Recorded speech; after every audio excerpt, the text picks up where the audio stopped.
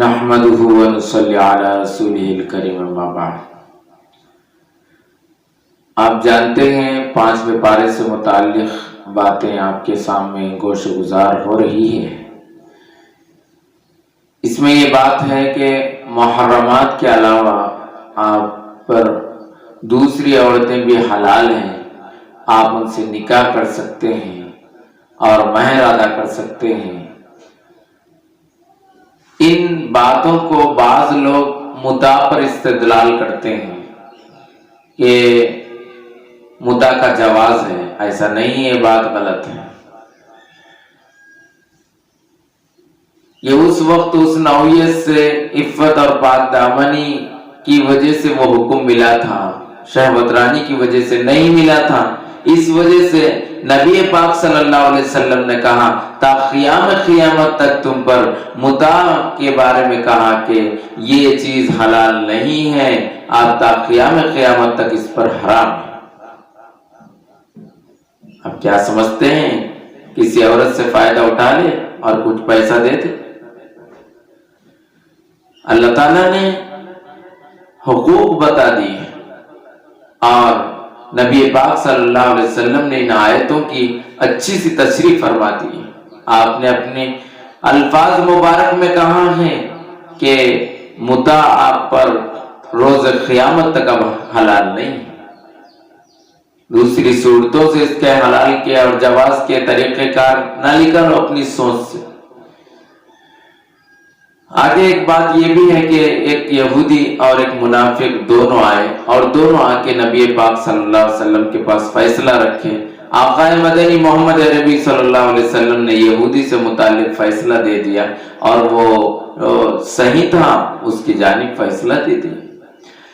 تو منافق حضرت عمر فاروق رضی اللہ تعالیٰ عنہ کے پاس آتا ہے اور آ کر کہتا ہے کہ اے عمر فاروق، نبی پاک صلی اللہ علیہ وسلم نے غلط فیصلہ کیا ہے، آپ صحیح فیصلہ کر دیجئے۔ ٹھیک ہے، میں ابھی تیرا فیصلہ کرتا ہوں۔ عمر گھر میں جاتے ہیں، تلوار لاتے ہیں اور برہنہ جو محمد صلی اللہ علیہ وسلم کے فیصلے کو نہ مانے اس کے بارے میں میرا عمر کا فیصلہ یہ ہے کہ اس کی گردن اڑا دی جائے۔ منافقوں میں ایک کھلبلی مچ گئی اور منافق سمجھ گئے کہ واقعی نبی اور اللہ کی اطاعت ان کے دل میں اتنی بسی ہوئی ہے، ان کی عظمت اتنی بسی ہوئی ہے اللہ اور رسول کی کہ یہ لوگ کسی کو بھی قتل کر سکتے ہیں۔ اپنے آپ پر جان آ جائے، سب کچھ لٹ جائے، ہمارا مال متاع دھن دولت سب کچھ چلے جائے، اولاد چلے جائے، لیکن یہ نہ ہو کہ نبی کا جاہ و جلال چلے جائے۔ اس کے آگے ایک اور بھی بات اس میں یہ کہی گئی ہے کہ دو گروہ آپس میں لڑ رہے تھے منافقوں کے۔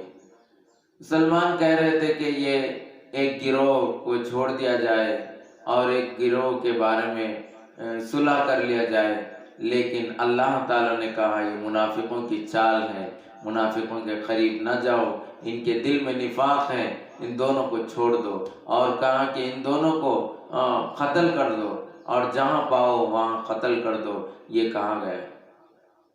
اس دور کے اعتبار سے جہاد ضروری تھا، اگر جہاد نہ کرتے مسلمان کمزور ہو جاتے۔ مسلمان عدل و انصاف پر، اعلان کلمت اللہ پر جہاد کر سکتا ہے۔ جہاد کی طاقت اور قوت اور اس کی عظمت اپنے دل میں رکھنا چاہیے۔ جب جہاد کی عظمت کو ہم چھوڑ دیں گے تو پھر بزدل اور کمزور ہو جائیں گے، پسپا ہو جائیں گے۔ اسی طرح ان آیات میں یہ بھی بات بتائی گئی ہے کہ منافقوں کو رازدار نہ بناؤ۔ یہ بات پچھلے میں بھی کہا، پھر یہ بات ان آیاتوں میں آئی ہوئی ہے، اور یہ بھی بات کہی گئی کہ گھر کا ذمہ دار مرد کو بنایا جائے۔ الرجال قوامون علی النساء، عورت کو ذمہ دار نہ بناؤ۔ عورت سے لغزش ہو جاتی ہے اور گھر کا نظام دھرم بھرم ہو جائے گا۔ مرد کو اس کا ذمہ دار بنایا جائے گھر کا۔